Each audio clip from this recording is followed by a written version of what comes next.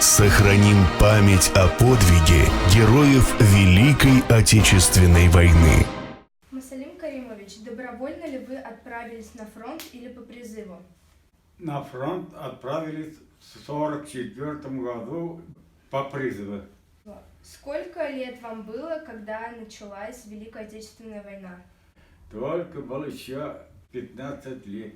Нас призвали, и мы в 1944 году уже пополняли действующую армию 19-й гвардейской дивизии, пополняли фронтовиков, там уже воевали, и мы уже с ними вместе, значит, формировали туда нас, и, значит, мы вдоль Белоруссии и войну кончили только в Германии. А чем вы занимались до начала войны? До призыва работал в колхозе, любой работы, сеяли, пахали. Если я гектар пашу вот, летом, мне 1 килограмм росяной мука давали. Значит, мама балтушка делала с них.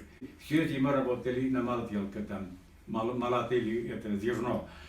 Были ли в вашей семье те, кто тоже принимали участие в войне? Отец участвовал в Первой мировой войне, Второй тоже в Германии, там живой он остался. Были ли у вас серьезные ранения? Нет, серьезные ранения не было. Какой был у вас фронтовой путь? Через Белоруссию, через Германию, от Германии, вот, через Белоруссию, Германия, 19-й гвардейской дивизии, оттуда Дальний Восток, с Дальнего Востока Монголия, с Монголии Китай.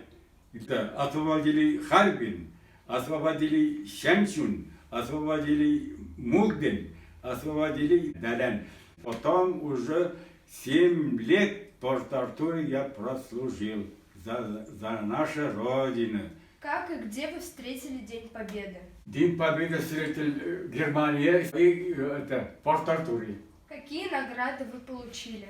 Награду участник Великой Отечественной войны над Японией, над Германией получил. Что вы хотите пожелать молодому поколению? Молодому поколению, конечно, пожелаю не бояться служить. Надо, конечно, учиться хорошо.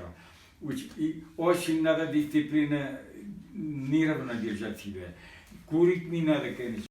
Сохраним память о подвиге героев Великой Отечественной войны.